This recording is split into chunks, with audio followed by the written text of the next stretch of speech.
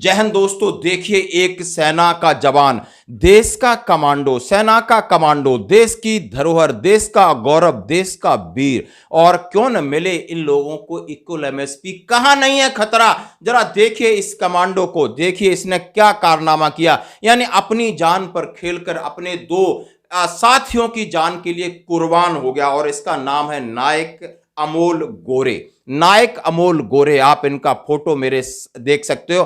और ये इंसिडेंट 3 दिन पहले हुआ। कैसे हुआ आप समझ सकते हो। ये लोग पेट्रोलिंग में जा रहे थे, दो जवान वहां के, एक अरुणाचल प्रदेश की बात है, अरुणाचल प्रदेश में दो सहयोगी पानी में, नदी में किसी तरह स्लिप कर गए और डूब रहे थे।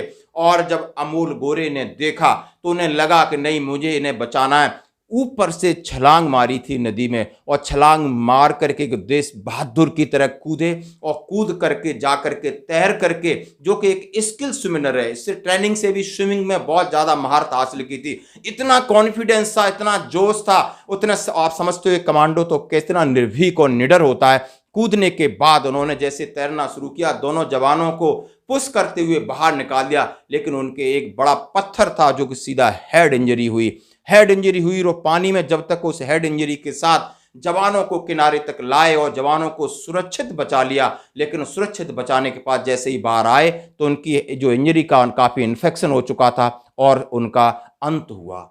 यानी आप समझ सकते हो कि बिल्कुल भी कोई डर नहीं। अपने कर्तव्य के लिए, इस देश के लिए, अपने साथियों के लिए कोई जान की परवाह उन्होंने नहीं की, लेकिन वीर गति को प्राप्त हुए। ऐसे देश के योद्धा को सत सत नमन और सलूट। ऐसी मां को, ऐसे ऐसे ऐसे देश के गौरवों को क्यों न सलूट किया जाए दोस्तों। और ये रहने वाले थे दोस्तों अमोल तानाजी, वासी महाराष्ट्र के थे। उनका गुवाहाटी से पार्थिव शरीर पूना पहुंचा। उनकी माँ, बाप और भाई बहन थे, और उनकी बीवी और 2 बच्चे, बीपी उनकी वैशाली, और 2 बच्चे छोटे छोटे।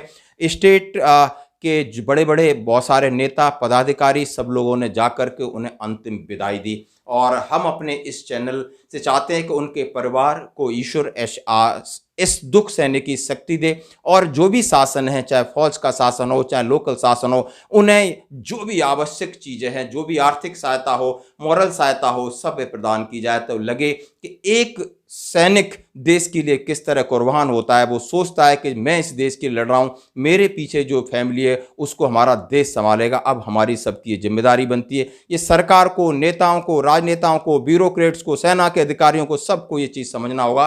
तभी देश की एकजुटता और भाईचारा कायम रह सकता है। धन्यवाद।